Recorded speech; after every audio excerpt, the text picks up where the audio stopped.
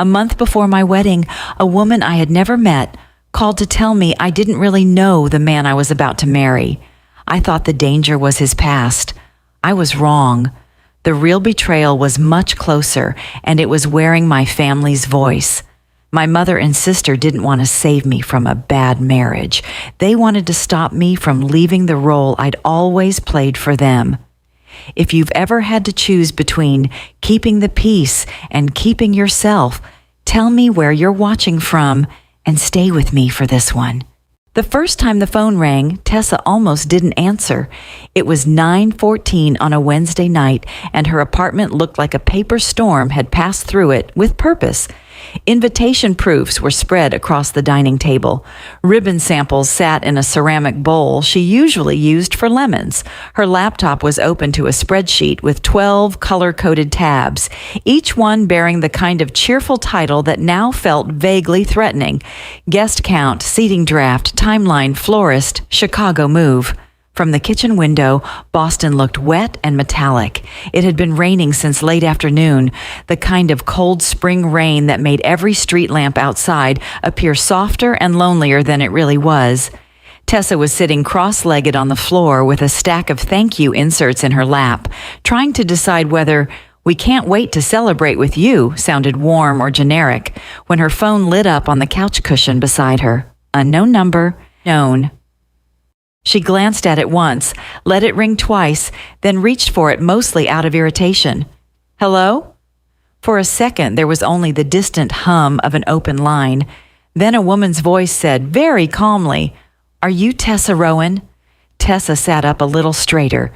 "Yes." Another pause, not hesitant, measured. "I'm going to say something difficult," the woman said, "and you can hang up if you want. But if I were marrying Julian Cross, I'd want to know how he leaves when he's done."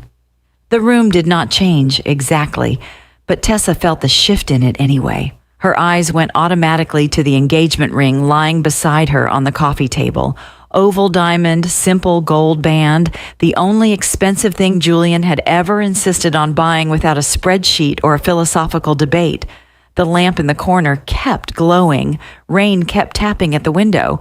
Somewhere downstairs, a car door slammed. Everything ordinary remained ordinary. Only her body had changed. Her spine had gone rigid. Her left hand, the one resting on the pile of paper, had stopped moving entirely. "I think you have the wrong number," she said. "No," the woman replied. "I don't." The answer came too quickly for menace and too evenly for panic. That unsettled Tessa more than anger would have. "Who is this?"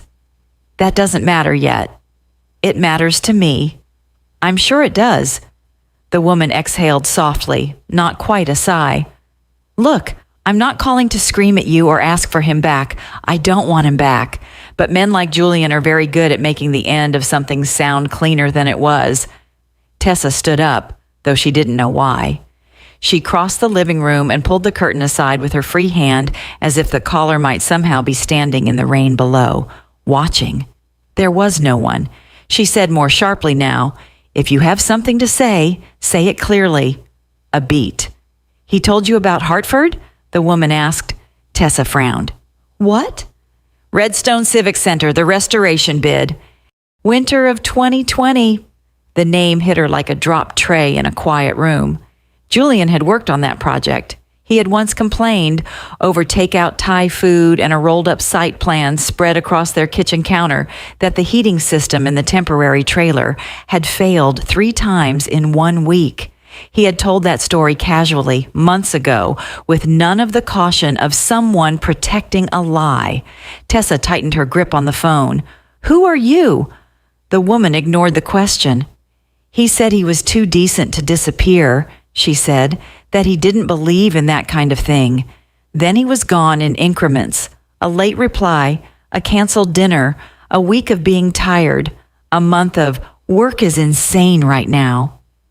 Then one very civilized conversation where somehow I ended up thanking him for his honesty." Tessa pressed the curtain back into place. Her heart was pounding now, but not in the cinematic way people wrote it. It was smaller than that, more precise. a knocking under the breastbone that seemed almost methodical. "You don't get to call me like this and stay anonymous." "No," the woman said. "I suppose I don't." At last, she gave her name. "Lila." Nothing happened at first. The name meant nothing on its own. Then something cold and thin moved through Tessa's memory. 6 months earlier, she and Julian had been clearing shelves in his old apartment before he moved into hers. He had handed her a stack of architecture journals, an unopened utility bill, and a framed black and white photograph of a snowy bridge. On the back of the frame, in faded silver marker, someone had written, "For your first real winter in Connecticut. L." Tessa had held it up and asked, teasing, "Should I be jealous of L?" Julian had smiled, taken it from her, and said, "No, old life." She had not asked again. Now that easy moment came back wrong. Tessa sat down on the edge of the couch. "What exactly do you want from me?" "Nothing," Lila said. "I'm not asking you to cancel your wedding. I'm not asking you to believe me. I'm asking you not to walk into a marriage thinking his version is the only version." The rain was harder now. It streaked the glass like something trying to erase the city beyond it. Tessa heard herself ask, "How did you get my number?" This time the pause was different, the first truly human hesitation. "That," Lila said, "is probably the part you should be paying attention to." Before Tessa could answer, the line clicked dead. For several seconds, she stayed exactly where she was, phone against her ear, listening to the emptiness that followed.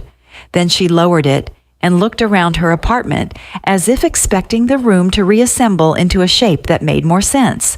It didn't. The invitation proofs still waited on the table. Her half-drunk mug of tea had gone cold.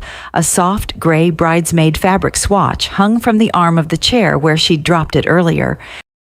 Her whole evening was still here, intact and stupid and suddenly very far away. She did not call Julian right then. That, more than anything, frightened her, not because she doubted him immediately, but because something in Lila's voice had not sounded wild or vindictive, or drunk on the cheap power of ruining a stranger's night. She had sounded tired, and tired women, Tessa had learned, were often the hardest to dismiss. Julian arrived an hour later carrying takeout containers and a paper bag from the bakery downstairs. He looked like he always did after a long workday, tie loosened, dark hair damp at the temples from mist, sleeves pushed up carelessly at the forearms. There was a steadiness to him most people found reassuring within 10 minutes of meeting him. Tessa had found it suspicious at first. No one, she'd once thought, is that calm without being fake. Then she fell in love with the small details that complicated the calm, the way he always reread menus as if responsible for choosing incorrectly, the way he hated making phone calls but did them anyway, the way he kept a tiny notebook of measurements and observations in every coat pocket like the world might need to be rebuilt at any moment. He stopped in the doorway when he saw her face. "What happened?" The question was immediate and unperformed. Tessa looked at him for one beat too long. "Nothing," she said. It was a lie, and not a good one, but he was wet from the rain and balancing noodles in one hand and pastries in the other, and she suddenly could not bear to insert another woman's voice between them while the apartment still smelled like soy sauce and paper, and the future they had been planning in such tedious detail. Julian set the food down slowly. "Tessa, I'm just tired." He studied her, not convinced, but gentle enough not to pry. "All right," he said after a moment. "Then I'm feeding you first and asking questions later." She smiled at that, because she always did, even now, especially now, which made her feel briefly furious at herself. They ate on the floor because every available flat surface was covered in wedding debris. Julian told her about a client who wanted to move a wall for no structural reason beyond the room feeling unlucky. Tessa laughed in the right places. She nodded. She even asked a follow-up question. If performance had a physical sensation, she thought later, it was probably this. being fully present in your own body while also standing slightly outside it, checking whether your face had betrayed you. When Julian went to shower, she stood at the kitchen sink, rinsing chopsticks and staring at nothing. Then her phone buzzed, a text from her mother. "Just thinking about you tonight. Are you sure you're not rushing this wedding stuff?" Tessa stared at the message. Vivian Rowan had a gift for making concern feel like a door with a lock on the outside. She never said don't. She preferred, "Are you sure? I just worry. I know you want this, sweetheart. I only hope you're seeing clearly." The words themselves were soft. It was the arrangement that did the bruising.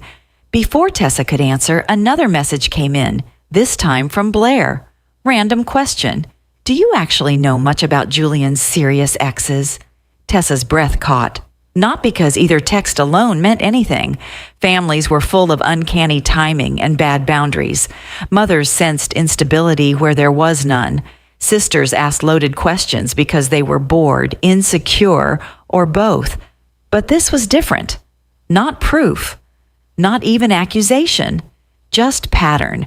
Small enough that if she named it out loud, she would sound dramatic. Big enough that her whole body had already named it for her. She set the phone down on the counter as carefully as if it might explode. When Julian came back from the shower, hair wet and t-shirt clinging at one shoulder, he found her standing in the kitchen with both palms flat against the countertop. "You sure you're okay?" Tessa looked at him, really looked, at the familiar face she had chosen, at the life they had been building in increments so practical they had come to resemble faith, at the man who had once driven across Massachusetts at midnight because her car battery died outside Providence and she was too embarrassed to call anyone else, at the same man whose past had just reached into her present through a stranger's voice. She almost told him then. Instead, she said, "How many women did you almost marry before me?" Julian blinked. The question was so abrupt, so unlike her usual pathways into conflict, that for a second he looked not guilty but simply disoriented. "What?" "Tried to marry. Almost married. Thought you would marry. However you want to define it." He stepped farther into the kitchen, towel still draped around his neck. "Where is that coming from?" Tessa held his gaze. It was not the answer she had wanted, and they both knew it. "Just answer." He did not answer right away, not because he was calculating, she thought, because he was now frightened too, and somehow that made everything worse. The silence stretched between them. Not long, not dramatic, but long enough to confirm that whatever came next would not belong to the easy version of this night anymore. Then Julian said quietly, "Tessa, what happened?" She looked past him toward the table, where the invitation proof still lay in careful stacks under the warm pool of lamplight. A wedding was such a strange thing, she thought. So much paper for something that was supposed to mean certainty.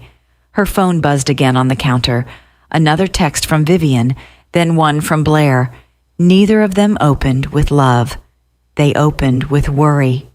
And suddenly Tessa knew, with a coldness that felt almost clean, that whatever this was, it had not started with Lila. Lila was just the voice. The hand behind the curtain belonged to someone else. Julian did not answer Tessa's question right away. That was what she remembered most later. Not the silence itself, but the way it changed the room. A silence between strangers can feel empty. A silence between two people who have already chosen each other feels crowded. It fills fast with implication, fear, memory, and all the things both people are trying not to assume too soon. He stood in the kitchen with the damp towel still around his neck, one hand braced lightly on the counter as if steadying himself against a shift in the floor. "Tessa," he said again, more quietly this time, "tell me what happened." She should have answered directly. She knew that even then. But there are moments when the truth doesn't come out whole. It comes out slant, disguised as a different question, because the real one still feels too humiliating to ask. "So there was someone," she said. "Serious enough that I should know about her." Julian's face changed, Not into guilt exactly, but into the strained alertness of someone recognizing the outline of a danger before he understands where it began. Yes, he said, there was someone. He didn't move toward her. Tessa noticed that. He didn't perform innocence by getting closer or saying her name in the wrong tone. He just stayed where he was and looked at her as if trying to figure out which part of the floor had opened. Her name was Lila, she said. Now something landed, not visibly, not in a dramatic flinch. Julian was not a flinching man, but she saw it in the way his shoulders went still. Tessa, he said, did she call you? There it was. Not who told you that. Not what did she say. Not why are we talking about this now. Did she call you? The answer was both better and worse than denial. Yes. He closed his eyes for half a second, then opened them again. The look on his face made Tessa's anger stumble unexpectedly into something more complicated. He looked tired, not exposed, not cornered, not like a man caught cheating in the present. He looked like somebody whose past had just shown up, carrying the wrong version of itself. What did she say? That you're very good at making the end of something sound cleaner than it was. Julian stared at the counter for a second, then nodded once. Not agreement. Recognition. Tessa, can we sit down? She almost said no on reflex, because can we sit down sounded too much like the opening line of controlled male damage management, but her own legs had started to feel unreliable, so she pulled out a chair at the dining table instead. The table was still buried in wedding paper, menu drafts, RSVPs, hotel block confirmations, an open envelope from the florist, their future arranged in cardstock and timelines. Julian pushed a stack of swatches gently aside and sat across from her. It was serious, he said, with Lila. More serious than I made it sound. Tessa looked at him steadily. How serious? He took a breath. We were together for a little over 2 years. We lived together for 9 months. We talked about getting married. Talked about getting married, not engaged, but no longer harmless either. Tessa folded her hands together because suddenly she did not trust them, unoccupied. You told me she was a serious ex, she said. You did not tell me she was almost a fiancé. His mouth tightened slightly at the word almost, because she wasn't. Not officially. That is a very lawyerly distinction for someone who hates lawyers. I know. Rain tapped against the windows. The heat clanked somewhere in the building walls, the ordinary sounds of apartments trying to survive each other. Julian leaned forward, forearms resting on his knees. We were heading there, he said. Then we weren't. It wasn't one event. It was a long unwinding. We wanted different lives. She wanted New York, then London, then whatever came after London. I wanted to stop moving every time a firm dangled a bigger project. We kept pretending logistics were temporary, and they weren't. Tessa watched him carefully.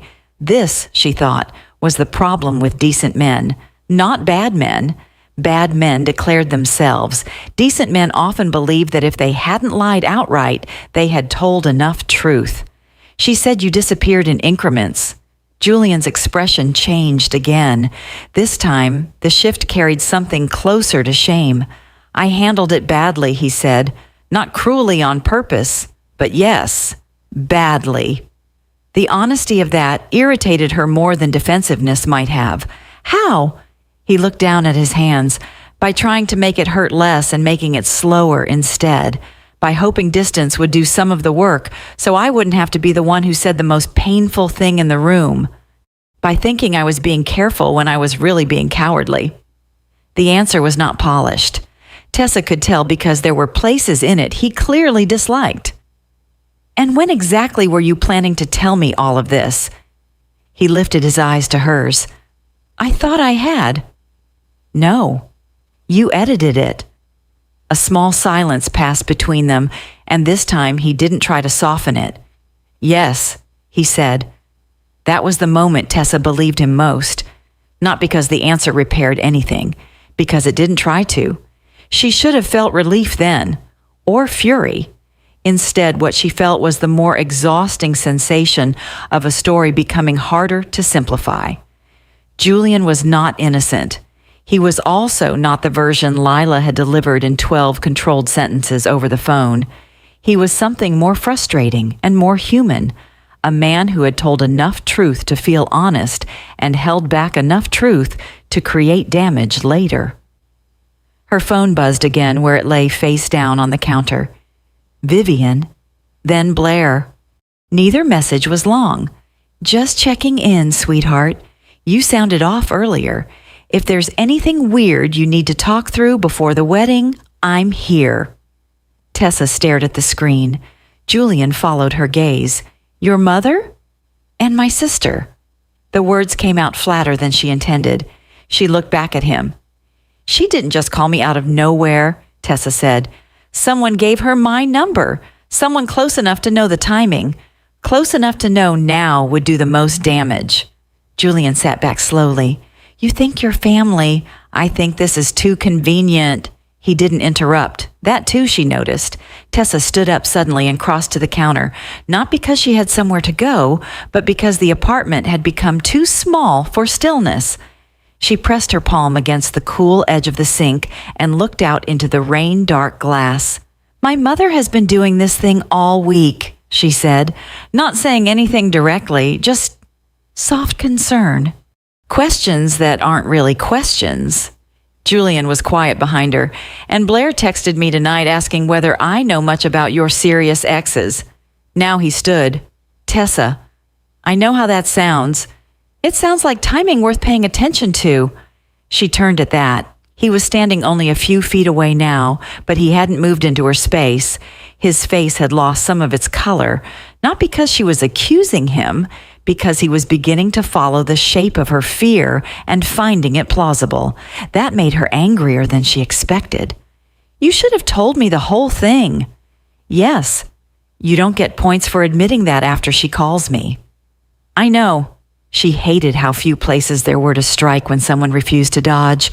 For a second, she wanted him to say the wrong thing, to become easier to blame, to let her pivot cleanly into righteous injury. Instead, he was just standing there with his own failure already named, which left her alone with the worst possibility, that this was not only about him.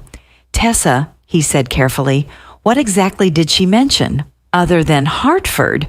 She repeated the details, the project, the pattern of withdrawal, the claim that he had made her thank him for his honesty after slowly exiting the relationship. She did not dramatize it. She didn't need to. The call had already done its work. When she finished, Julian leaned one hand on the back of a chair and looked somewhere just past her shoulder. Some of that is fair, he said. The words hit harder than if he'd denied them. And some of it is what pain sounds like after it's had years to organize itself. Tessa closed her eyes briefly. This was not how betrayal was supposed to feel in stories. It was supposed to arrive with proof clean enough to hold up in one hand, a lipstick-stained shirt, a hidden phone, a message that could be screenshotted and shown to friends with the caption, "Can you believe this?" This was murkier. This was her fiancé admitting he had once been emotionally evasive in exactly the way one particular woman might never forgive, while at the same time, her mother and sister seemed to be circling the whole thing like women waiting for a structure to weaken so they could call the collapse inevitable. She opened her eyes. How many people know my number, Julian? He frowned. A lot, probably. Friends, vendors, people from work if I ever forwarded anything for the wedding. Why? What about old colleagues? Yes. People from the Hartford project? Maybe a few. Not closely. That gave her almost nothing, but almost nothing was still something. Tomorrow, she said, I want to see if there's any overlap between your old work contacts and anyone my sister might plausibly reach. Julian blinked. You mean actually look into this? Yes. Okay. The simplicity of the answer startled her. No argument? She asked. His expression was tired but steady. You were just contacted by my ex 1 month before our wedding, and your family's timing is off in a way even I can see from here. Why would I argue? She let that sit. Then more quietly, why didn't you tell me she mattered that much? Julian looked at her for a long moment before answering. Because by the time I met you, she didn't. Tessa held his gaze. That's not the same as saying the relationship didn't. No, he said, it isn't. He came closer then, slowly enough that she had time to refuse if she wanted, and stopped when they were still separated by the width of a chair. I should have trusted you with the whole shape of it, he said. Not the version of it that made me look decent. There was the real apology. Not theatrical, useful. Tessa nodded once. She was not ready to forgive the omission. But she recognized honesty when it finally arrived without costume. Later, after midnight, when Julian had gone to bed and the apartment was quiet except for the whisper of traffic below, Tessa sat on the floor with her laptop and texted Reed. Reed Holloway had shot 3 weddings in Vermont the month she met him, and once described a mother of the bride as performing concern in a Valentino suit. That was Reed all over, lean, dark-haired, always dressed half a step more sharply than the room required, with the expression of a man who had seen enough family photo lines to know where the bodies were emotionally buried. He was her closest friend without being her softest one, which was precisely why she trusted him. Are you awake? His reply came in 40 seconds. Unfortunately, yes. Is the wedding on fire or just emotionally smoking? Despite herself, Tessa smiled. Need help tracing a person. Long story. A pause. Then, good. I hate short ones. Coffee tomorrow? She set the phone down and looked around the apartment again. It no longer felt like the same place it had at 9:13. Nothing visible had changed. The proofs were still scattered, the ribbons still draped over the armchair. Julian's damp umbrella still leaned by the door. But suspicion had changed texture. It was no longer just fear of a hidden past. It had become pattern, timing, contact, intention. And for the first time since Lila's voice had entered her evening, Tessa felt something steadier than panic. Not certainty, direction. Because if Lila had been given her number, then somebody had made a choice. And choices, unlike feelings, left tracks. The fitting room smelled faintly of steam, fabric starch, and somebody else's expensive nerves. Tessa stood barefoot on a low-mirrored platform in the back of a bridal boutique on Newberry Street, while a seamstress named Irina crouched at her hem with a mouth full of pins and the patient contempt of a woman who had watched 1,000 brides mistake indecision for sophistication. The dress itself was almost finished, ivory silk, clean lines, no beading, no lace, no dramatic train to drag a family system behind it. That had been the point. Tessa had wanted something she could breathe in. Her mother had called it understated, in a way that borders on apologetic. Blair had called it elegant. The difference between those two sentences was the difference between the women who said them. Vivian sat in a blush velvet chair near the window, ankles crossed, coat folded over her lap, even though it was warm inside. She had a way of occupying pretty spaces as if they were an extension of her own standards. At 58, she was still beautiful in the polished, curated way that suggested effort, but forbade mention of it. Her hair was set softly at the shoulders. Her lipstick was exactly the color of expensive roses. Even concern looked well bred on her. Blair stood behind her, scrolling through her phone with the concentration of someone pretending not to be distracted. She looked good too, of course. Blair always did. She was wearing a cream blazer over dark jeans, her nails done in the kind of pale pink that cost more than most people admitted, her blonde hair loose and glossy in a way that signaled maintenance rather than ease. But now that Tessa had started looking at her instead of merely through her, details had begun to rearrange themselves. Blair's wedding ring was in her coat pocket, not on her hand. Not missing, not forgotten, removed. Tessa had noticed it when they arrived and told herself there was probably a practical reason. Lotion, dry skin, a resizing. People didn't narrate every tiny disruption in long marriages, and not wearing a ring for one morning did not mean anything by itself. Then again, by itself had stopped meaning much lately. Irina stepped back to examine the skirt. "Turn," she said. Tessa obeyed. The silk caught the light from the front windows and moved in one long, pale current around her legs. For a second, seeing herself in the mirror like that, finished, adult, unmistakably at the edge of a before and after, gave her the strange, hollowed-out feeling she'd been having more often these last 2 weeks. Not joy exactly, not dread, something closer to standing in a doorway and hearing all the rooms behind you go quiet. Vivian tilted her head.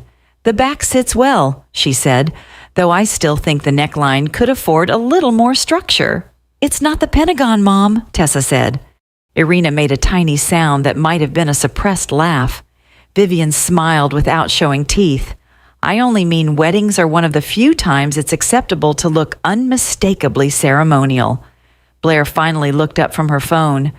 "She looks beautiful," she said. The compliment was clean.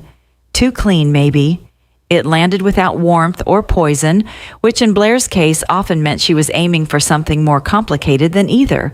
Tessa met her eyes in the mirror. "Thank you." Blair gave one small shrug, as if beauty in this context were not the point. It wasn't. They had all felt that from the moment the appointment began. This was not a mother and daughter's morning. Not really. It was 3 women in a room full of white dresses trying not to name the fact that something had tilted. Tessa had not told either of them about Lila's call.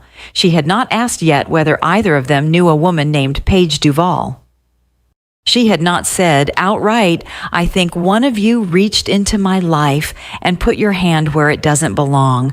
But suspicion altered perception even before it altered speech. Now every silence carried shape. Every kindness needed translating. Irina asked Tessa to step down for a minor adjustment in the waist. Vivian rose to inspect a rack of veils she had already dismissed online. Blair's phone buzzed again. She looked at the screen and turned it face down too quickly. Tessa noticed the movement because she had become, in the last 10 days, a collector of almosts. Almost a lie, almost a confession, almost an accident, almost enough to stop doubting yourself. When Irina disappeared behind a curtain for another set of clips, Tessa stepped off the platform and reached for the robe hanging nearby. "Coffee?" she asked into the room. Vivian glanced at her watch. "I can't. I told Marcy I'd call her before lunch." Marcy was one of Vivian's floating orbit of women who existed mostly in stories about charities, garden committees, and the kinds of friendships built on tasteful competition. Blair slid her phone into her bag. "I can do coffee." Vivian looked between them, the pause so slight another person might have missed it. "Don't take too long," she said. "Your father and Grant are meeting us for dinner at 7. Grant! Blair's husband. Tessa had nearly forgotten he was supposed to be coming into the city later. That felt revealing too. The cafe they chose was half a block away, all pale wood and hanging ferns, and women in wide-legged trousers talking into discreet headsets. Boston specialized in places that looked effortless, after a great deal of money had been spent making them appear so. Blair ordered an oat milk cappuccino and a lemon almond cookie she barely touched. Tessa ordered tea she didn't really want. For the first few minutes, they stayed on safe ground, seeding charts, whether Chicago winters were as brutal as people claimed, whether Julian's parents were offended by not being invited to the rehearsal dinner planning call. They moved through the topics with the professional ease of siblings who had spent years learning how to keep a conversation technically civil while withholding anything alive. Then Blair said, "So, are you actually excited to move?" The question should have sounded ordinary. It didn't. Tessa set down her tea. "Yes?" Blair nodded, eyes on the milk foam in her cup. "That's a huge change." "It is. You've never really lived that far from home before." Tessa almost smiled at that. "Chicago isn't exile." "No, I know." Blair's tone stayed light. "I'm just saying, new city, new husband, new house. It's a lot all at once." There it was. Not accusation. Arrangement. Tessa leaned back slightly. "You make it sound like a bad idea." "I didn't say that." "You didn't have to." Blair looked up then, and for 1 second, something unguarded crossed her face. Not guilt, irritation. the irritation of a person who resents being read accurately before she has finished hiding. "I'm trying to have a normal conversation," she said. "Are you?"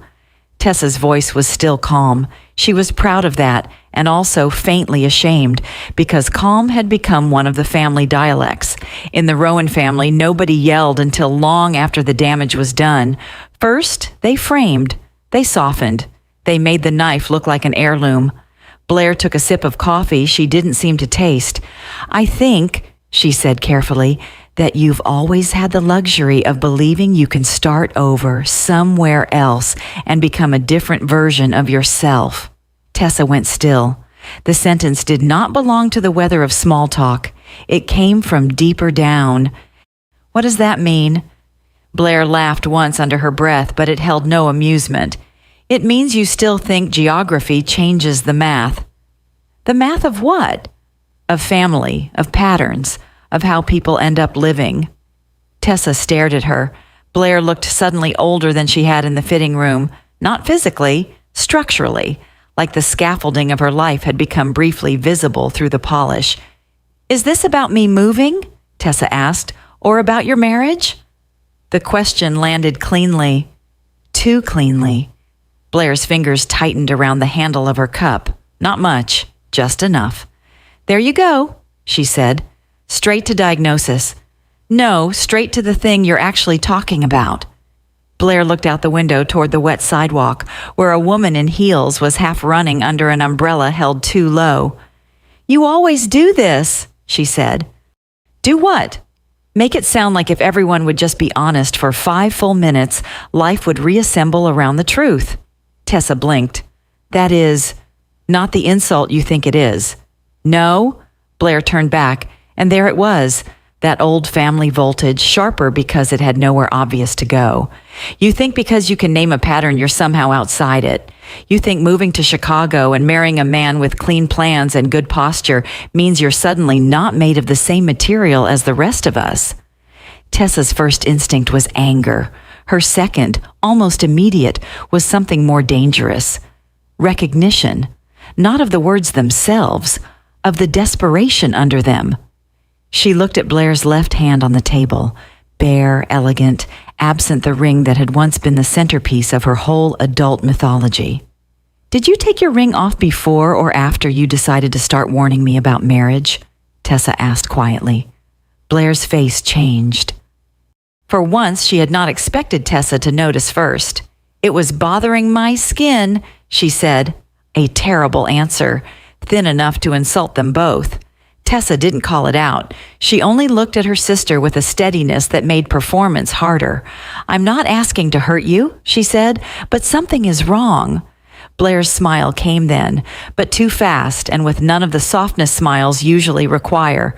"Something is always wrong, Tess. The trick is deciding which version you can live with." It was such a bleak sentence that for a second neither of them spoke after it. The cafe moved around them, milk hissing behind the bar, cups setting down, a toddler laughing somewhere near the door, 2 college girls sharing 1 scarf and 1 muffin, life continuing indecently.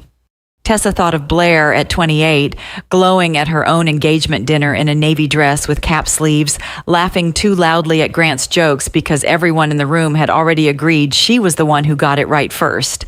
She thought of the house in Montclair Blair had once posted from constantly and stopped showing almost entirely.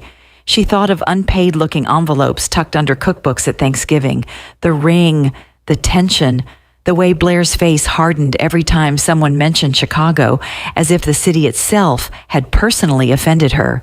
Tessa didn't know every fact yet, but she knew an ecosystem when she saw one, and Blair was not speaking from abstract wisdom. She was speaking from collapse. When they walked back to the boutique, it had stopped raining.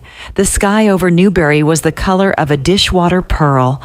Vivian was outside on the sidewalk taking a call, one hand raised in that graceful, irritated gesture she used when men explained obvious things to her. She ended the call as they approached. "Everything all right?" she asked. The question was aimed at both daughters, but her eyes went first to Blair. Blair smiled immediately, beautifully. "Fine." Vivian nodded, satisfied too quickly. That was when Tessa understood something that made her stomach tighten. This was not a conspiracy made of confidence. It was a reflex made of roles. Vivian looked to Blair first because Blair had always been the daughter whose moods mattered publicly. Tessa's role had been different. Tessa was the one who absorbed, translated, and kept the emotional furniture upright when everyone else was allowed to tilt. And now she was leaving. Not just physically, functionally. Whatever was moving under her mother's sweetness and her sister's sudden concern, it was bigger than disapproval of Julian. Bigger than an old girlfriend making one tired phone call. The center of the thing was this. Tessa was stepping out of a role the family had quietly assigned her years ago. No wonder the structure had begun to shake. Back in the fitting room, Irina zipped the dress and turned Tessa toward the mirror one last time. There, she said. Tessa looked at herself. Ivory silk, bare shoulders, spine straight, face calmer than she felt. For the first time all day, she did not think, I look like a bride. She thought, I look like someone they can feel losing. And maybe that, more than jealousy or doubt or morality, was what this had been from the beginning. Not hatred, panic. The hotel lobby was too elegant for confrontation. That was the first thing Tessa thought when she stepped through the revolving door and into the cooled, perfumed quiet of the Lenox on Boylston. Everything about the space seemed built to flatter restraint. Pale marble floors, brass lamps shaped like disciplined flowers, chairs upholstered in a shade of green that suggested money old enough not to announce itself. Even the music felt curated to keep people from raising their voices. Tessa was 10 minutes early. She had chosen the place because it was public without being loud, expensive enough that no one would feel staged, and neutral enough that if this conversation went badly, at least it wouldn't happen in a cafe full of college students pretending not to overhear. She stood near the window for a moment, one hand on the strap of her bag, watching taxis slide past in the wet afternoon light. The city still looked washed from yesterday's rain. People moved fast on the sidewalk, collars up, phones out, lives already tilted toward evening. Tessa's own life felt suspended in a different kind of weather. Reed had helped her find the meeting, not through anything dramatic. No hacking, no cinematic screenshots, no private investigator fantasy. Just pattern, networks, and the particular attention to social residue that came naturally to people who had spent years documenting who stood next to whom at weddings. Paige Duvall, former administrative coordinator at Julian's old firm. Paige followed Blair on Instagram. Vivian followed Paige on Facebook, but never interacted publicly. Paige and Lila had once been tagged in the same set of photos at a showroom event in New York 3 years ago. Mutual orbit. Weak tie. Enough. When Tessa asked Paige gently and very directly whether she had ever connected her family to Lila, Paige had gone silent long enough to answer before she spoke. The answer had been yes. Not maliciously. Not knowingly, Vivian had called with what Paige described as that worried mother energy. She said her younger daughter was getting married quickly, that some things had surfaced about Julian's old relationship, and that she only wanted to make sure no woman walked blind into a legal commitment if another woman had context worth hearing. Paige, who had not seen Julian in years and did not know Tessa at all, had passed along Lila's work number and said, if you really think it matters, maybe speak to her directly. Paige had sounded ashamed by the time she finished explaining. Tessa hadn't told her that shame was probably appropriate. Now she checked her watch. 3:38. At 3:41, Lila walked in. Tessa knew it was her before Reed's description, and Julian's old photograph aligned. She carried herself like a woman long practiced at making entrances look accidental, not glamorous in the loud sense, sharper than that. She wore a camel coat over a black dress, low heels, dark hair pulled back in a knot that had loosened just enough to suggest the day had been real. Her face was striking without softness, high cheekbones, direct eyes, a mouth that looked more used to restraint than comfort. She was the kind of beautiful that didn't ask for permission from a room. She spotted Tessa at nearly the same moment. For 1 second, neither woman smiled. Then Lila crossed the lobby and stopped beside the seating area as if approaching a meeting she would rather not need, but had agreed to on principle. "Tessa? Yes?" Lila nodded once. "Thank you for coming." It was an odd opening. Civil, almost professional. Tessa had braced herself for any number of emotional tones: defensiveness, superiority, grievance sharpened by years. Instead, Lila sounded like someone arriving at a difficult appointment with a specialist. They sat opposite each other in low velvet chairs with a glass table between them. A server moved past once, and both women declined coffee before being asked. The refusal felt instinctive, as though neither wanted to owe the conversation even a cup. For a moment, silence settled, not hostile, assessing. Up close, Lila looked older than the role Tessa had briefly assigned her in her head. Not older in years, older in consequence. There was nothing reckless about her, no chaotic ex-girlfriend energy, no obvious hunger to reclaim anything, just a woman who had come because she believed she had some claim on the truth. Tessa decided to begin there. "I'm not here to defend Julian blindly," she said, "and I'm not here to humiliate you. I'm here because I think we've both been handed a version of events that benefits someone else." Lila's eyes flickered just once. "That's a very careful opening." "I work with words." "I can tell." The edge of dry amusement there was brief enough to feel involuntary. Lila set her phone on the table between them, but did not unlock it yet. "Your mother is good," she said. "I'll give her that." The sentence landed in Tessa like a small, cold weight. "So she did contact you?" Lila looked at her steadily. "Your mother contacted me first. Your sister followed." Not denial, not drama, just sequence. Tessa kept her face still, though something in her chest seemed to narrow. "How?" "Email first," Lila said. "Then one phone call. Then your sister texted." She unlocked her phone and turned the screen toward Tessa. The first email was from an address Tessa didn't recognize.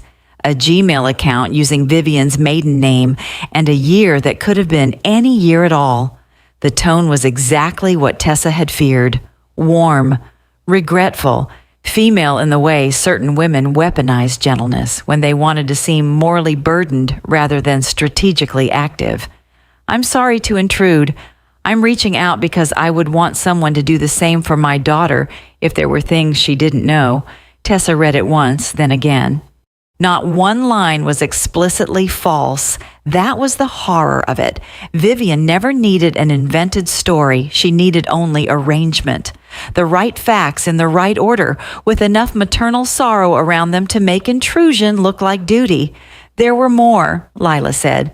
Tessa scrolled. Another email, a forwarded screenshot of an old LinkedIn page showing Julian's employment dates, a mention of Hartford.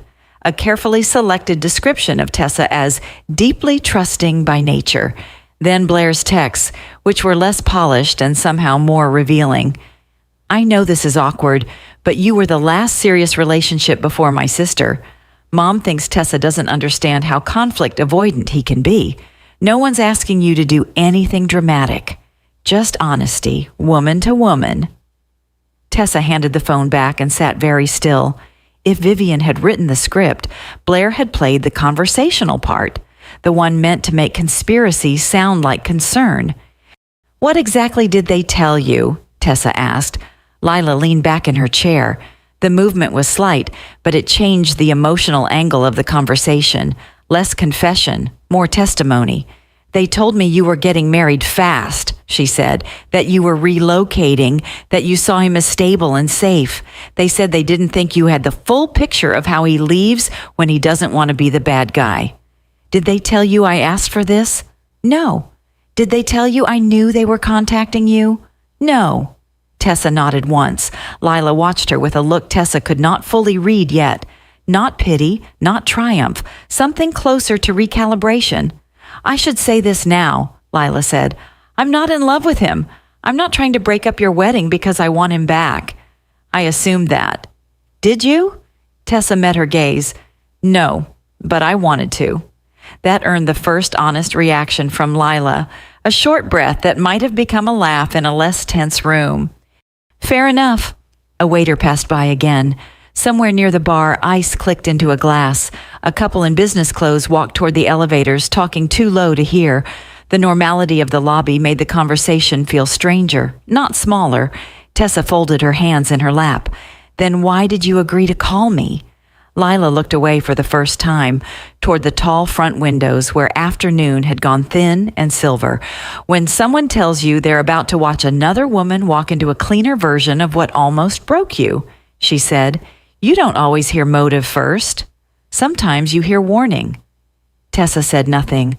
Lila kept going, but now the precision in her voice had softened at the edges. Your mother made it sound like you were dazzled, like you'd made him into a kind of rescue narrative. Your sister was less elegant, but more useful.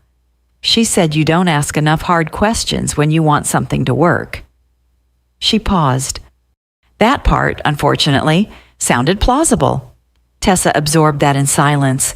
It wasn't even the insult that bothered her most.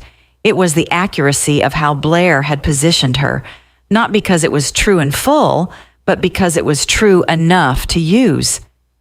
Julian admitted he handled your ending badly, Tessa said. Lila's face did not change much, but her eyes did. He would.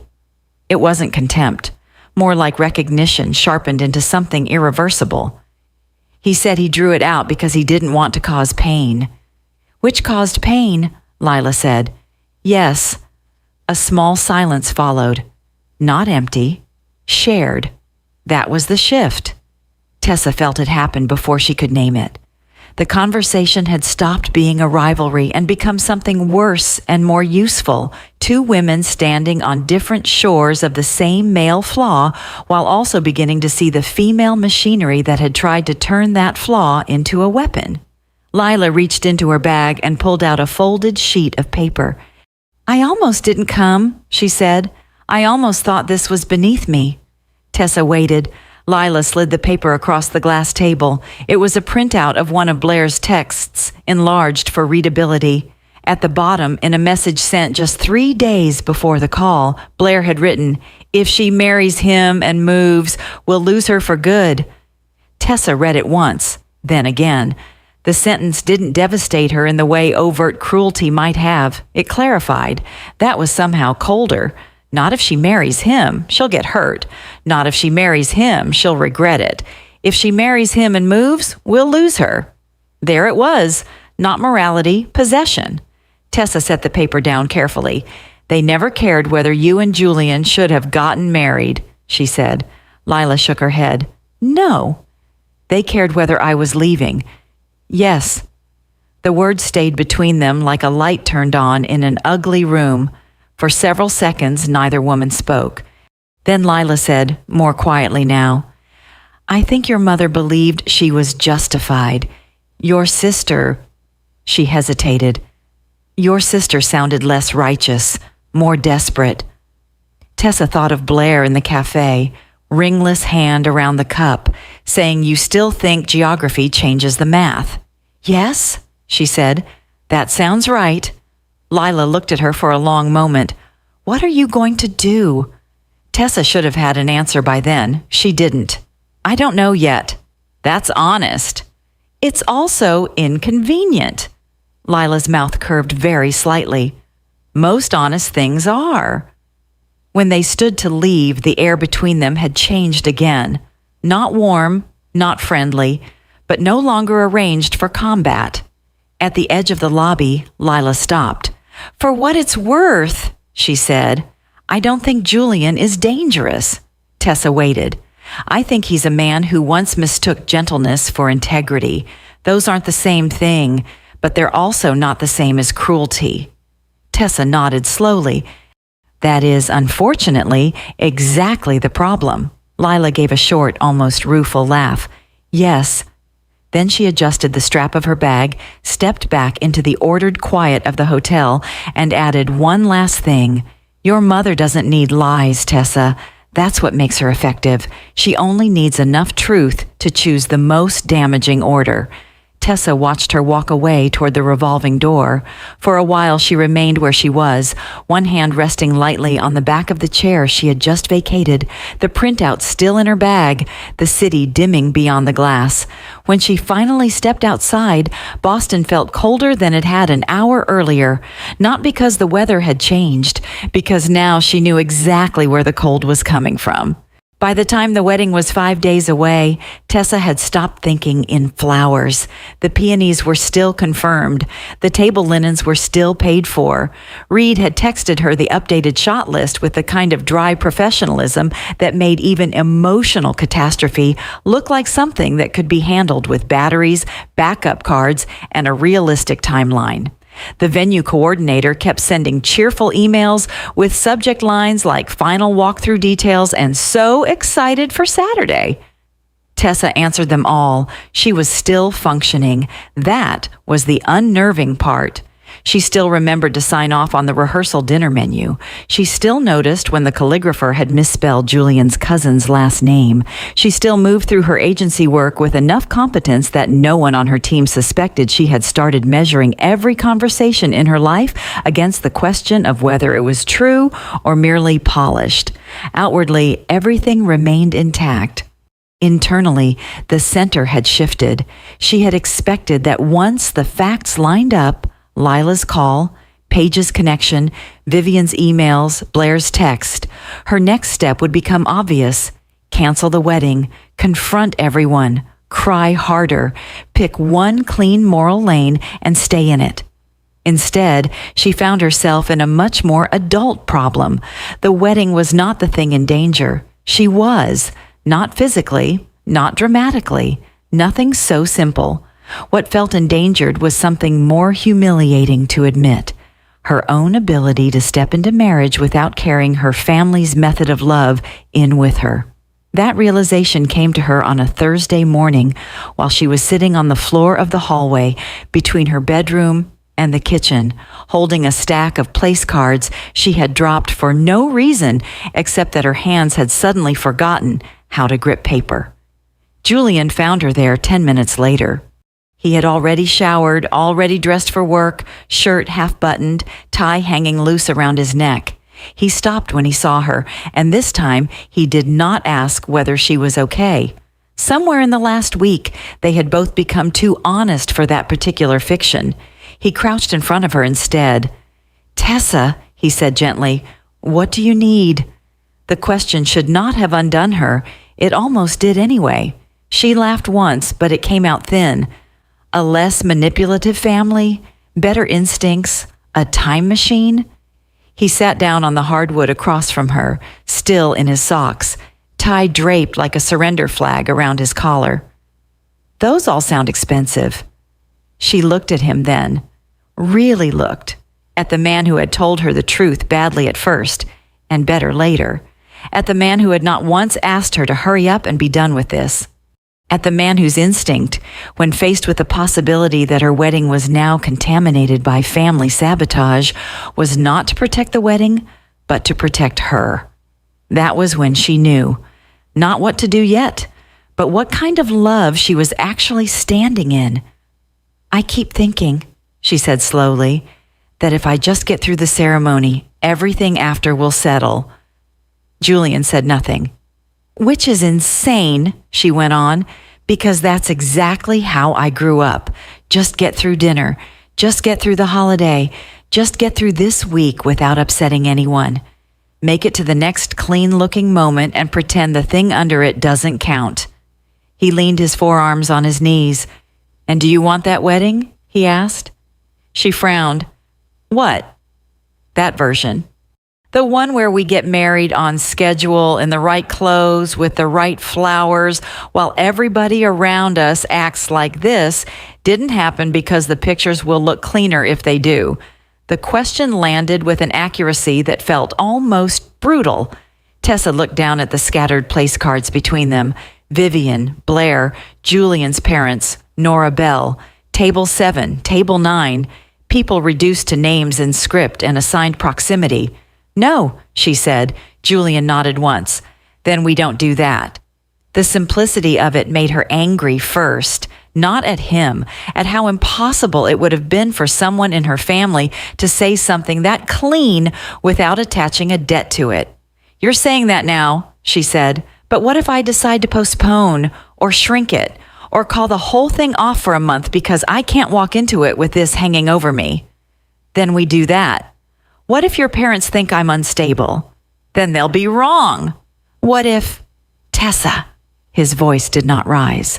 It just became steadier.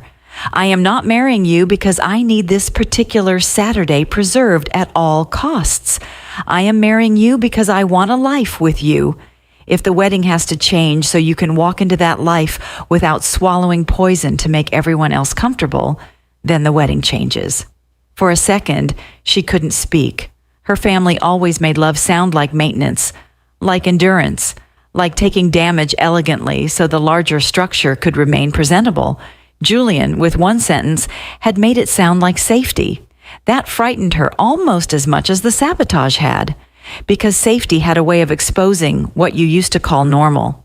He reached for her hand then, and she let him take it. "What do you want to do?" he asked. Tessa looked down at their hands, at the place cards, at the floor where the morning light from the kitchen had fallen in one bright rectangle that made everything inside it look briefly harmless. Then she said the truth.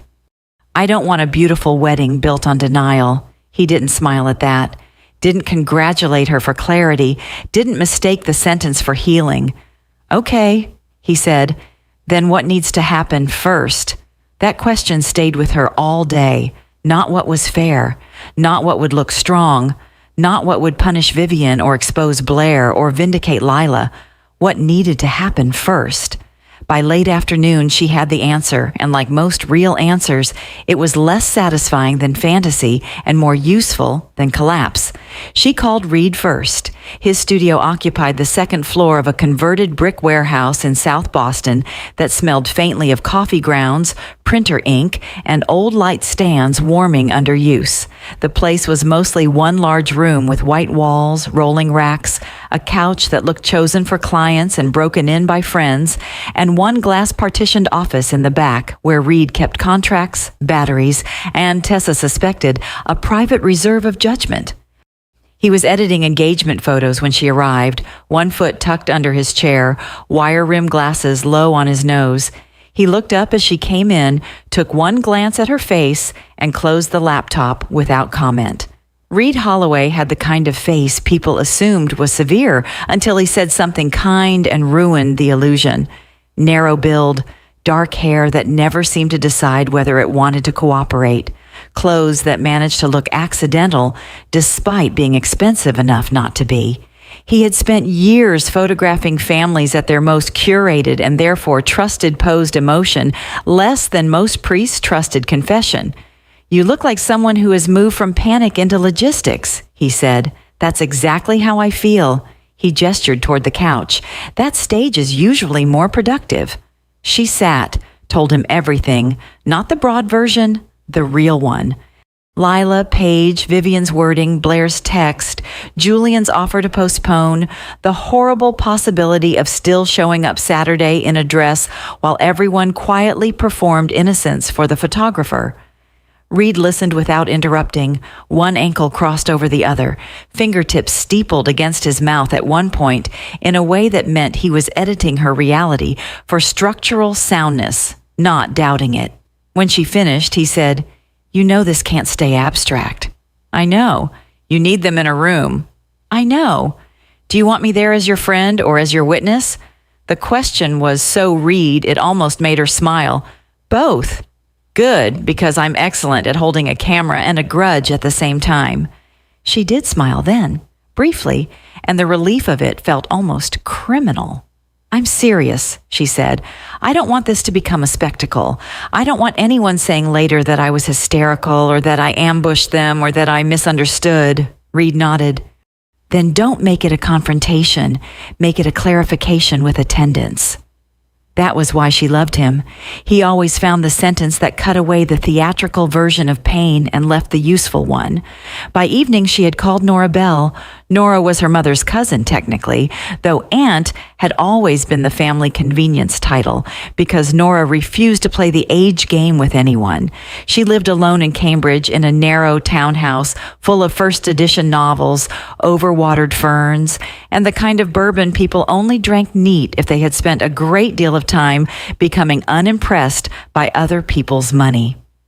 In family gatherings, Nora had the unsettling habit of going quiet exactly when everyone else wanted consensus. It made her harder to manage. She answered on the second ring, "Tessa." Not sweetheart, not hi honey, just her name, direct and available. "I need a favor." Nora waited. There was a quality to her listening that made most people tell the truth faster, if only because embellishment felt inefficient in her presence. Tessa explained, pared down, but not diluted. When she finished, Nora said, "And you want me there so no one can later call it misunderstanding?" "Yes." "Good instinct." "You'll come?" "I wouldn't miss watching Vivian discover that curation has limits." Tessa laughed despite herself. Then Nora's voice softened by a degree. "But more importantly," she said, "I'll come because if you're finally refusing the family script, someone should be present who remembers it wasn't written by you." After the call ended, Tessa stood in the kitchen with her phone in her hand and the first real shape of her plan settling into place. Not cancellation, not silence, not forgiveness on credit. A room, a witness, a table no one could perform innocence around without effort. And the truth said plainly enough that it could not be turned afterward into concern or timing or miscommunication. That night, she drafted 3 messages, one to Vivian and Blair. "We need to meet before Saturday. This is not optional if we are moving forward as a family in any form. Reed has offered his studio tomorrow evening. I need clarity, not more soft concern." One to Lila. "I'm asking for one final conversation in person with the people who contacted you. Not to escalate, to make sure no one gets to edit this afterward. You would not be walking into a fight. You would be walking into a record." And one to Julian, though he was in the next room. "I think I know what has to happen." He appeared in the doorway less than a minute later, his own phone in his hand, read the message, and looked at her. "Tomorrow?" "Yes." He nodded once. No hesitation, no correction. "Then tomorrow." Later, lying awake beside him in the dark, Tessa stared at the faint rectangle of city light on the ceiling and understood something she should have understood years ago. The wedding had never really been the event under threat. What was under threat? What her mother and sister had sensed and reacted to with almost animal precision was the possibility that Tessa might stop being the version of herself that made everyone else more comfortable. 5 days before the ceremony, that possibility stopped being theoretical. She was going to put it in a room and make everybody look at it. Reed's studio looked different at night. During the day, it was all equipment and intention. White walls, reflectors, charging cords, mood boards pinned beside lenses worth more than Tessa's first car. At night, with most of the overhead lights off and only the long industrial pendants left burning above the central work table, the place became something else. Less like a business, more like a room built specifically for truth, to have nowhere decorative to hide. Tessa arrived first.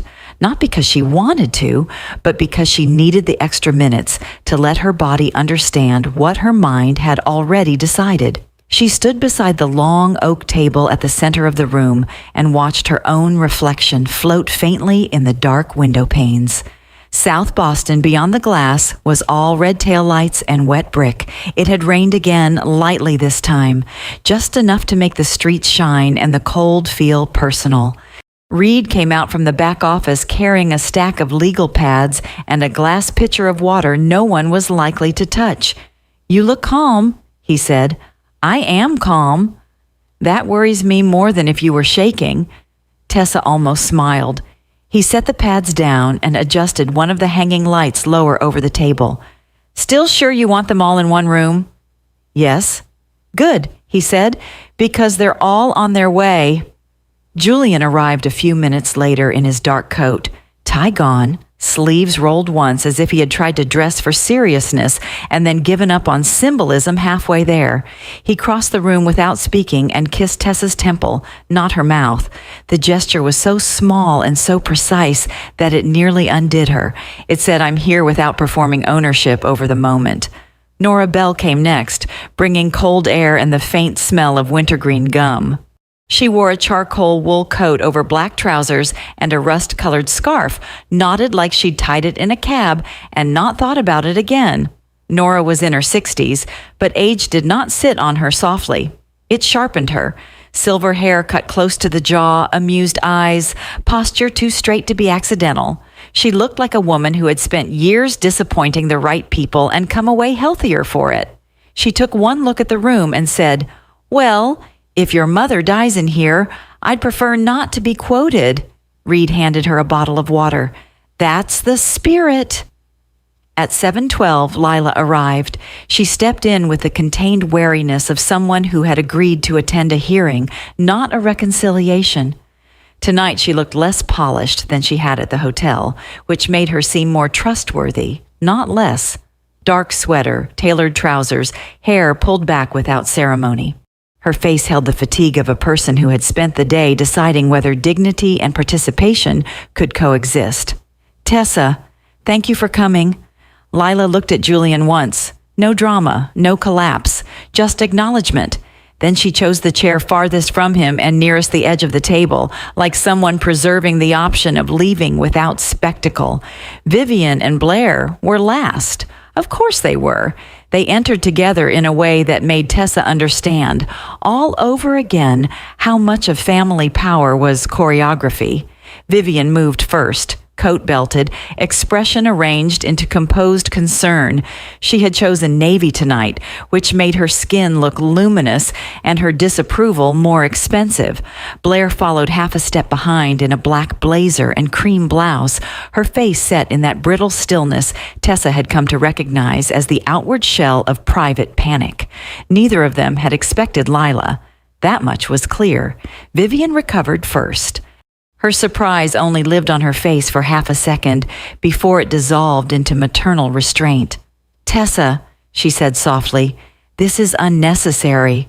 "No," Tessa said, "it's late. That's different." No one sat until Reed gestured toward the table with the weary authority of a man who had wrangled bridal parties and divorced parents for a living. "Unless anyone would prefer to do this standing like a hostage video, I'd recommend chairs." The line landed exactly where it needed to, not funny enough to lighten the room, just human enough to stop it from becoming theater too soon. They sat. For a moment, the only sound was the hum of Reed's editing computer in the back office and the light patter of rain beginning again against the high windows. Tessa had imagined this scene a dozen different ways in the last 24 hours. In some versions, she spoke brilliantly. In others, she cried too early and hated herself for it. In at least 3, Vivian stood up halfway through and made leaving look morally superior. In reality, when the moment arrived, Tessa felt something simpler than anger. She felt done. Not finished with the pain, not beyond it, just done treating everyone else's comfort as the condition for her honesty. She folded her hands on the table. "I asked all of you here," she said, "because I'm getting married in 5 days, and I'm not willing to walk into that day while the people closest to me are still pretending this is concern instead of interference." Vivian inhaled very slightly. "Tessa?" "No." Tessa's voice didn't rise, but it sharpened. "You'll have your turn. I've had yours for years." That shut the room down in the best possible way. She turned to Lila. "Please say what contact there was. Just the facts." Lila nodded once. She spoke with the same contained clarity she had at the hotel, but tonight there was less distance in it, less need to prove she belonged in the room. "Your mother emailed me first," she said, from an account using her maiden name. "She said she was worried you were moving too fast and that she didn't believe you understood the full context of Julian and me. Your sister texted after that. She said she thought woman-to-woman honesty was better than letting a marriage begin on incomplete information." Vivian's mouth tightened. "That is not an unfair description of what I felt." Lila turned to her. Feeling and intention are not the same thing. There was no venom in it. That made it cut deeper. Tessa took a breath. Paige Duval confirmed she gave you Lila's number after you contacted her, she said, looking at Vivian now. She thought you were a worried mother. She didn't know you were doing this without my knowledge. Vivian looked offended first, which was almost impressive. I did what any mother would do if she had reason to think her daughter might be making a mistake. Julian spoke for the first time. And you decided the appropriate response was to bring my ex into our relationship behind Tessa's back. Vivian turned to him with that familiar, cultivated sadness she wore whenever men disappointed her by refusing to stay in the role she had written for them. You're simplifying. No, said Nora mildly from the far end of the table. He's removing your upholstery.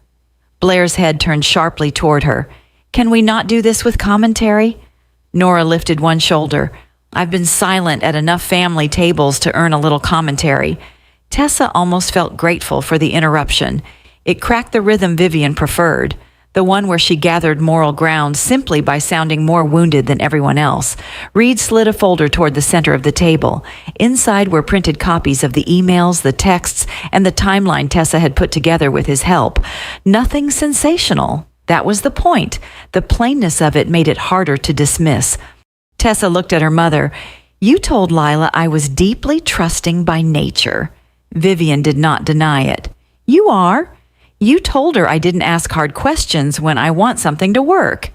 That, Blair said before she could stop herself, was me. The admission sat there, small and ugly, and finally alive. Tessa turned to her sister. Why? Blair laughed once, the sound too brittle to count as laughter. Because it's true. No, Tessa said. Why did you need it to be useful? Silence. Blair looked down at the table, then at Vivian, then away. That glance alone told its own story. In the Rowan family, eye contact was often the first confession. Vivian stepped in immediately. She needed nothing. We were trying to prevent harm. To me? Tessa asked. Yes. Then why did none of this come to me first? Vivian's composure held, but only just. Because I knew how you'd react. You mean I wouldn't let you do it? The sentence landed hard enough that even Vivian did not answer immediately. Lila spoke then, and her timing was surgical. You also told me, she said, that if Tessa married him and moved, you were afraid you'd lose her. Vivian's gaze snapped toward her. That was not the context. It was the sentence, Lila said. Blair closed her eyes, only for a second, but Tessa saw it. There it was, the crack. She turned toward her sister fully now. Blair! No softness, no accusation, just her name. Blair opened her eyes and looked at the table instead of at anyone in the room. What do you want me to say? She asked. The truth. A bitter smile flickered across Blair's mouth. That's rich coming from this family. Then start anywhere. For a long moment, Blair said nothing. When she finally spoke, her voice had changed. It lost its polish first, then its irony. You were leaving, she said. Tessa stayed very still. Blair swallowed once. You were getting married, moving to Chicago, buying a house, starting over in some clean, beautiful version of adulthood where nobody calls you 3 times a week because mom can't figure out her insurance portal, or because I had another fight with Grant, or because dad said something and then went silent, and somebody has to translate the silence. Her eyes lifted now, bright with anger and humiliation both. You were just going to go. The room had gone completely quiet. Even Vivian didn't interrupt, perhaps because the truth, once spoken plainly enough, embarrasses even the people who helped build it. Blair's voice broke not into tears, but into something harsher. You get to leave, she said. You get to get married, move states, buy a home, start fresh, and the rest of us are supposed to stand there and clap like it doesn't throw a spotlight on every place we got stuck. There it was. Not elegant, not noble, not edited into concern. Just panic with good mascara. Tessa looked at her sister and felt, with almost unbearable clarity, two things at once: compassion and the end of permission. Vivian found her voice first. "Blair is under strain," she said tightly. "That does not mean—" "No," Tessa said. "Don't." Vivian went still. Tessa turned to her mother. "This is exactly what I needed you all in one room for, because you still think if you can get to the explanation first, you control what the action meant." She heard her own heartbeat in her ears, but her voice stayed even. "You did not try to save me. You tried to stop me. You didn't bring Lila in because Julian is dangerous. You brought her in because I was leaving a role in this family that made the rest of you comfortable." Vivian's face hardened in a way Tessa had almost never seen in full daylight. "That is a cruel interpretation." "No," Nora said quietly. "It's an accurate one." Reed, who had said almost nothing for most of the evening, spoke without looking up from the notes in front of him. "You all keep using the word concern," he said. "Concern is what happens when you bring information to someone and let them decide what to do with it. This was a coordinated narrative delivered everywhere except to the person getting married." Reed had a gift for flattening emotion into structure. In a room like this, it was devastating. Julian looked at Vivian then, not angry now, but unmistakably finished with politeness. "You don't get access to our wedding as if nothing happened." Vivian stared at him. "Excuse me?" Tessa answered for him.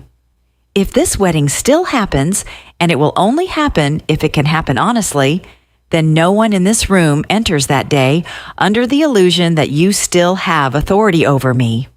The sentence changed everything. Because for the first time, the threat in the room was not canceled flowers or family embarrassment. It was the loss of an old order. Vivian understood that immediately. Tessa saw it in the way her mouth parted, then closed again. Blair looked as if someone had slapped her with her own reflection. Lila lowered her eyes, not out of shame, but out of respect for a line finally being drawn. And Tessa, sitting at Reed's work table under the flat industrial lights, realized something with a strange calm. The truth had not damaged her love for Julian. It had only stripped her family of the right to pretend their version of love was still the one that counted. The first thing Tessa cut was the speech, not the flowers, not the guest list. Not even the seating chart, though that was next. Vivian's mother of the bride toast had been scheduled between dinner and the first dance, placed there months earlier because it was where someone like Vivian expected to live naturally in the architecture of a wedding, after the room was softened by food, before the lights shifted toward sentiment, exactly when people were most likely to confuse performance with love. Tessa deleted it from the timeline at 8:12 the next morning. Then she removed the family photo block. Then the special moment note the planner had added beside Mother helps bride with veil, even though Tessa had never specifically asked for one. By 9 o'clock, the whole day looked less like a wedding that had gone slightly off course and more like a structure being renovated from the inside out. Julian came out of the bedroom to find her at the dining table with her laptop open, a yellow legal pad beside it, and 3 separate columns labeled Keep, Change, and Gone. He looked down at the list. "Wow!" She glanced up. That sounded either supportive or alarmed. "I can't tell which." "Both," he said, but in a respectful way. He leaned over the back of her chair, reading. On the left, ceremony time, dinner, band, vows, Nora, Reed, Julian's parents, Tessa's college friend Mina, his cousin Eli, flowers because canceling them would only create administrative chaos she didn't need. In the middle, table count reduced, rehearsal dinner shrunk, transportation simplified, seating rearranged. On the right, Vivian's speech, family blessing, mother-daughter getting ready suite, staged Rowan family portrait, open +1s for people Tessa barely knew, but her mother would have been hurt not to include. Julian rested one hand on her shoulder. "This feels good?" he asked. Tessa looked at the lists. "No," she said honestly, "but it feels clean." That was the right word. Not triumphant, not empowering in the bright, polished way people used online when they wanted pain to look photogenic by the third slide. Just clean, painfully, expensively clean.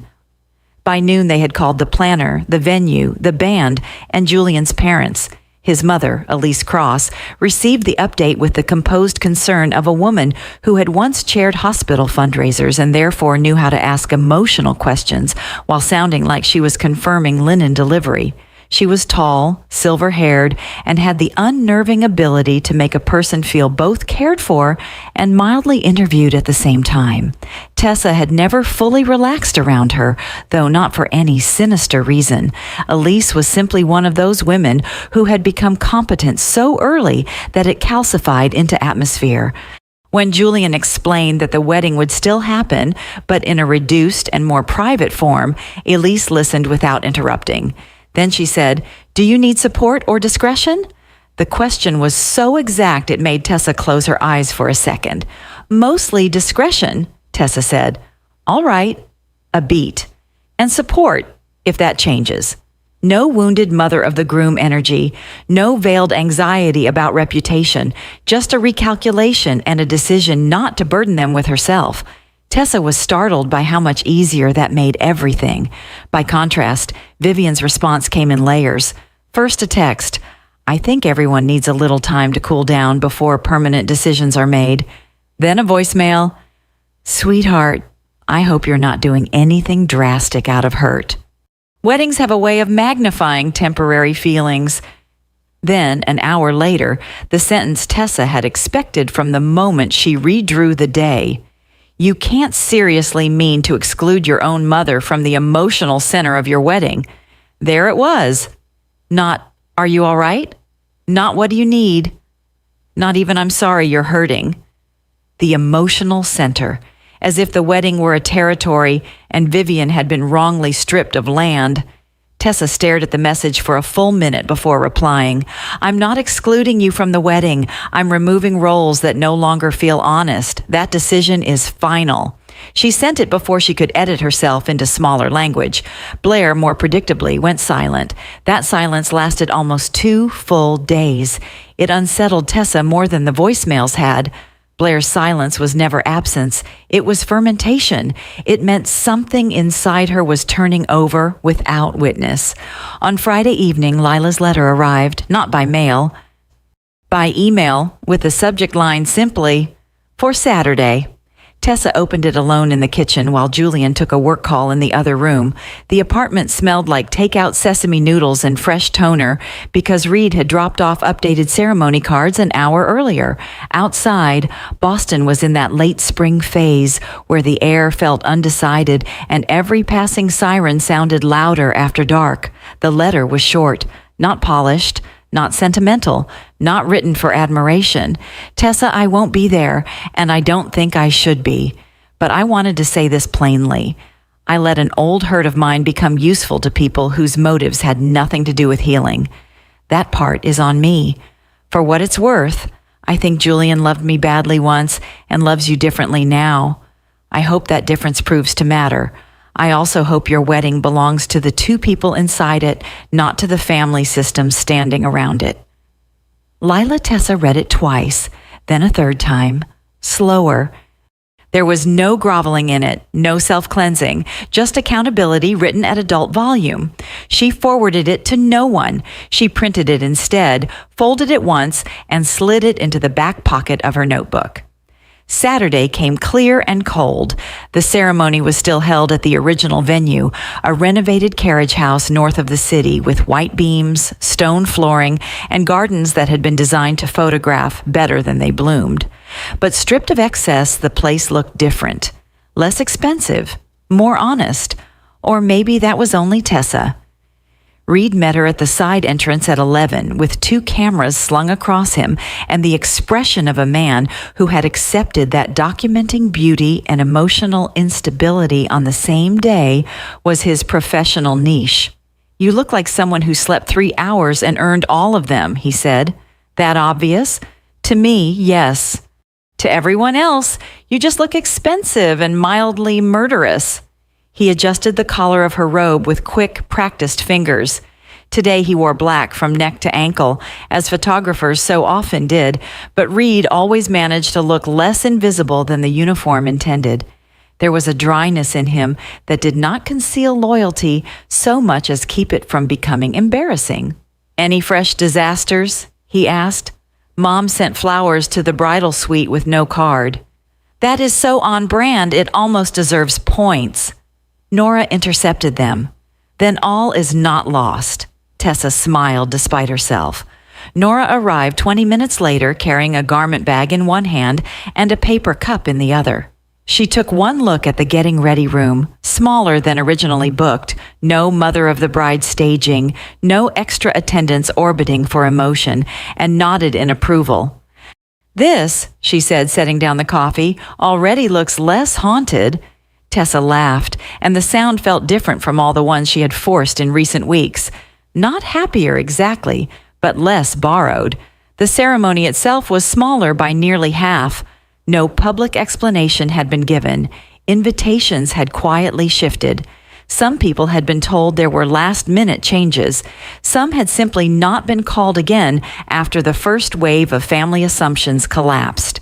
The room held fewer bodies, and because of that, less noise between the truth and the people living it. Vivian came. So did Blair. They were not banned.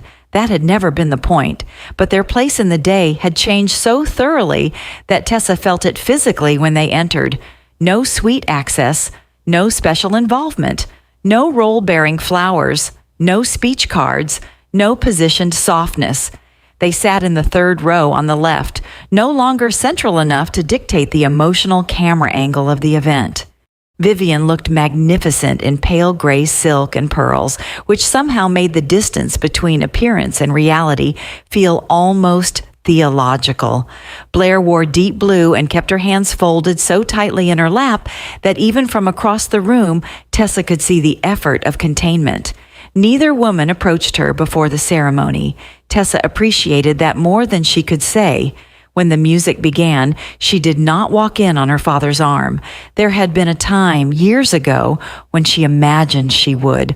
But even before this week, some part of her had known that Fantasy belonged to a different family than the one she had. She walked in alone, not as protest, not as statement, simply because there was no one she needed to be handed from. The aisle was shorter than she remembered from the rehearsal. Reed would later tell her that all meaningful distances either expand or contract according to whether the truth is being avoided.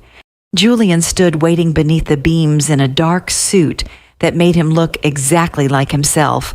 No theatrical groom transformation, no curated masculinity, just the man she had chosen, looking almost painfully steady. As she reached him, he took her hand with a lightness that told her everything she needed to know. He was not gripping. He was meeting. The officiant, a former professor of Julian's who spoke like a man unafraid of silence, began the ceremony with no mention of families joining, no sentimental fiction about lifelong foundations, no praise of lineage. Just this: we are here to witness a promise freely made. Freely made. Tessa felt the words pass through her like clean water. Their vows were not the original ones. Those had been written before everything split open. Now they stood in front of the people left in the room and promised something humbler and harder: to tell the truth before comfort, to refuse performance as a substitute for care, to choose repair when possible and distance when necessary, and never to ask the other person to disappear in order to keep peace with someone else. No one cried beautifully. That, too, felt honest. At dinner, there was no speech from Vivian. Nora gave a brief toast instead, and because she was Nora, it contained neither fluff nor revenge. "May your marriage remain more interested in truth than in optics," she said, lifting her glass. "And may that save you a staggering amount of time." Even Julian's father laughed at that. Across the room, Vivian lowered her eyes. Blair did not. She watched Tessa all through the toast with a face emptied of competition for the first time in years. Not softened, just emptied. Later, after the cake had been cut and half the guests had drifted toward the bar or the patio, Blair approached Tessa alone. She did not open with apology. That would have been too easy, and for her, not yet true enough. "You changed the whole day," she said. Tessa looked at her. "Yes." Blair nodded once, eyes moving briefly across the room, as if checking the distance between who she had been this morning and who she might need to become if she ever wanted to survive her own life honestly. "I deserved worse than a third-row seat." It was the closest thing to accountability Tessa had ever heard from her sister without the cushion of irony. Tessa considered her carefully. "You deserved the truth," she said. "So did I." Blair took that in. Her face tightened, then loosened in a way that suggested fatigue had finally outrun defense. "Grant moved into the guest room last month," she said abruptly. The confession arrived so sideways that Tessa almost missed its weight. "See." Blair looked down at her glass. "I think I kept trying to stop your life from changing because mine already had." Tessa said nothing, not out of punishment, because some admissions are damaged if met too quickly. Blair gave one small nod, as if acknowledging the correctness of silence, and stepped back. That was all. No hug, no absolution, no scenic sisterhood rebuilt under fairy lights. Just a sentence placed carefully on the table between past and future, still too raw to touch.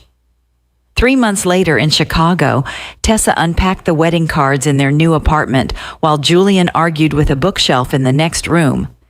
The apartment was on the 3rd floor of a brick building in Lincoln Square, with wide windows, creaking radiators, and kitchen cabinets painted a yellow someone had clearly meant as optimistic. It was not perfect. The sink ran hot before cold. The upstairs neighbor apparently owned either a treadmill or a grievance. But it was theirs in the adult, unromantic way that mattered most. Signed for, arranged together, not inherited from anyone else's emotional geography.